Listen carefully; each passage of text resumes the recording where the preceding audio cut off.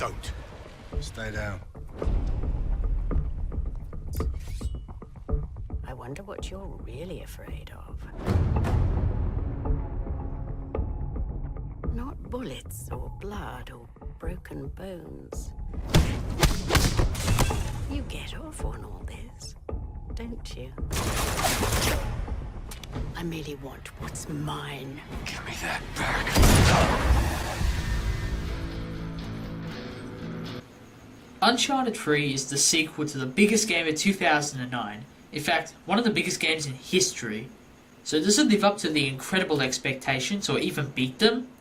Despite some minor problems, Uncharted 3 is an incredible experience that can't be missed by anyone with a PS3 and has yet again raised the bar by developer Naughty Dog. Uncharted 3 is simply one of the best games you can get your hands on to date. Uncharted is always known for a great story, and Uncharted 3 is no exception. Uncharted 3's story isn't just finding treasure like Uncharted 2 was. Uncharted 3 has so many aspects to the story that make it the best of the three, with interesting villains, new characters, old ones, and just seeing the relationship between Nate and Sully is great. We even find out how we meet, seeing them help each other out and going to the ends of the earth to save each other. It's very touching, especially if you played the other games. Once again, Nathan Drake goes on an adventure to find the Atlantis of the Sands with the company of Victor Sullivan, Elena Fisher, Chloe Fraser, and more. But as he is determined to find a Ram and defeat his greatest enemies yet, he loses what is closest to him and must face his deepest fears. I must thank Naughty Dog for making such interesting villains that easily become my favourite villains in the Uncharted series. Uncharted 3 easily has the best story over the other two games, but it doesn't come without its flaws. There are many parts of the game that left me quite confused and many questions unanswered. When you think about them, some of these events make sense, but it would have been nice to actually hear them explain it in the game. Also, when characters leave, they seem to have a cheap role and it's a shame. An example is Chloe. Sure, she's in the game for quite a bit at the start, but after she leaves, she never comes back and it's disappointing, despite the fact that it fits the story of Drake's deception. The campaign is a little shorter than Uncharted 2 and has a few less chapters than it, but it fits the pacing greatly, except the third half of the game which felt a little rushed. But I'm making this sound way worse than it actually is. There are really minor problems, can't be compared to the much more interesting story, satisfying ending and greatness Uncharted story is. Anyone who has played Uncharted before can hop back into the Uncharted universe with almost no problem. The gameplay is very similar. The classic climbing, cover-based shooting gameplay mechanics are all back, and have one hell of an improvement. The first thing everyone is going to talk about is the melee attacks went through quite a change, and for the better. Uncharted 3's new style of combat really works well with the franchise, and had me jumping into melee combat a lot more than before, mainly because it looks awesome. But little things like when you're being shot at, you try and barrel roll out of the way but accidentally grab onto your enemy can get frustrating because it leads to cheap deaths, but that doesn't happen too often. Another thing everyone's going to notice right away is the new animations that not only Nate has, but the environments as well.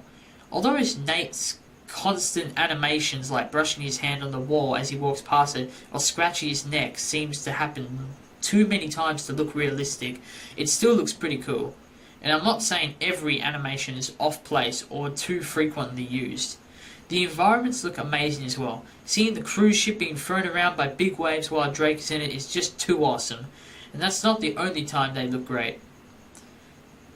Lots of little things make this gameplay a lot better than the other Uncharted's, such as being able to throw back grenades, attack people by jumping on them, and many more things make this game feel like Uncharted 3 and not Uncharted 2.5. One thing about the grenade throwback that's frustrating at the first few times of using it is that the throwback has to be timed, which is stupid at first, but after mastered feels great. But besides that, the gameplay is awesome. It returns the things that make it Uncharted and adds a lot of new things to keep the game fresh, and not just the controls. Epic moments like hanging off the cargo plane, jumping off horses onto cargo trucks, or even just trying to survive a sinking cruise ship makes Uncharted 3 great, even though it takes time to get to those parts of the game. Where to begin with the environment in Uncharted 3? Well, the graphics is one of the best you're going to see on the PS3 today.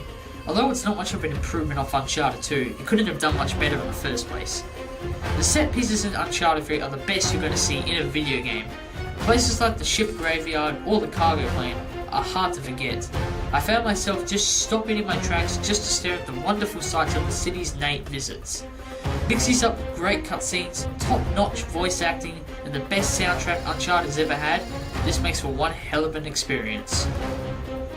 To be honest, I was a little disappointed with the replay value of Uncharted 3, the campaign's replay value I mean. Although some of the things we love in Uncharted 2 and 1 are back, some aren't. There are no more medals anymore, and the store is gone. This means you can't choose your own skins or weapons during the single player now. Too bad I couldn't put Catherine Marlowe in the middle of the desert, that would have been fun. But there are more than bad things in this replay value. You once again have 100 treasures to find throughout the story. They felt easier to find, but they're still great to see again. The trophy set is also very cool and guarantees an easy platinum. Don't forget the bonus behind the scenes videos and concept art that you unlock by passing the game.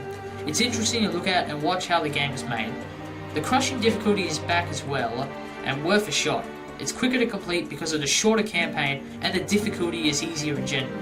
They add a few things like getting rid of the button presses off the screen when in melee that make this playthrough a little more tricky, but all in all it doesn't take too long to beat. After all of this you're kind of done with the campaign, but don't forget about the multiplayer and co-op modes. The competitive multiplayer is quite addicting and has much content for hardcore players to complete. Missions and treasures are also new to multiplayer, where you can set up a mission like get 20 kills to get more cash, or to find certain treasures throughout the map to unlock the customizable hat for Nate. All these things and much more make this multiplayer feel like you're playing the game for more than just enjoyment, but to progress also. New features such as metal kickbacks, boosters and power plays makes each game more interesting and at times more fun. But there's more than just fun competitive multiplayer. You also have a split screen option which is awesome, and another co-op mode like in Uncharted 2, but it's been heavily tweaked. Unlike Uncharted 2, the co-op missions are now connected and have its own separate story that brings some old favourites back. Now I'm not just talking about characters. In terms of the story, it's a real treat to long-time Uncharted fans, and it's something that has to be experienced because of how great it is. There are problems for the matchmaking like in Uncharted 2. If you're looking for a certain chapter or a certain difficulty, it relies on luck, and it's very annoying for those who want to play co-op in the right order. At least custom games are here. With a few tweaks and updating, the multiplayer mode could be among the ranks of Call of Duty or other top multiplayer titles, and in some people's words, almost perfect. Despite some problems and required updates here and there, and the fact that Uncharted 2 will always be the highlight of the franchise, Uncharted 3 is a brilliant game, a brilliant sequel, and one of the best games you can get your hands on today. It has a great campaign, an awesome multiplayer, and an amazing co-op mode. It's truly the complete package. You would be insane not to buy this right now if you have access to a PS3. It's really that big. That big. Thanks for watching. I'm MechaGamer1006, and check out my playthrough of Uncharted 3 right here on this channel.